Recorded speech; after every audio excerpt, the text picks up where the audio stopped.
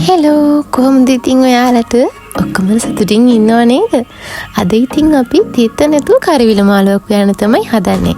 ඉතින් අපි ඉස්සරෝම කරවිල ටික ලුණු උණු වතුරට දාලා ටිකක් වෙලා තියලා ඒ ටිකේ වතුර ටික මිරිකලා මිරිස් 3-5 ලුණු ඔයාලට කැමති ගානට දාලා ඒකට ලුණු ටිකුයි කරපිංචා රම්පේ සුදු ලුණු ටිකක් ඒ ටික ඔක්කොම දාලා හොඳට අනා ගන්න ඕනි. අනාගෙන අපි උයා ගන්න හැලිය ලිපෙන් තියලා ඒකට තෙල් දාලා ඒකටත් සුදු ලුණුයි කරපිංචායි රම්පේයි ඒ ටික දාලා චුට්ටක් ටෙම්පරාදු කරගන්න ඕනි.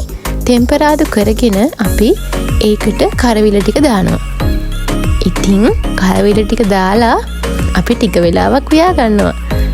ඉතින් මේ විදිහට හදපුවාම ඇත්තටම කරවිල චුට්ටක්වත් තිත්ත නෑ. මේ කියන්නේ කන්න නැති කෙනෙකුට උනත් කන්න පුළුවන්.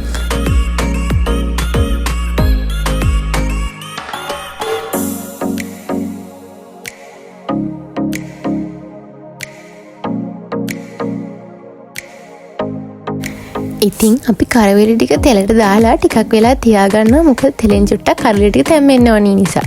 ඊට පස්සේ ඒකට අපි උක්කු මිටි කිරි ටිකක් දානවා. කරවිල ටික තව ටිකක් හොඳට ඉදෙන්න ඕන නිසා. නැත්නම් කරවිල හයිය ගතියට තියෙනවා.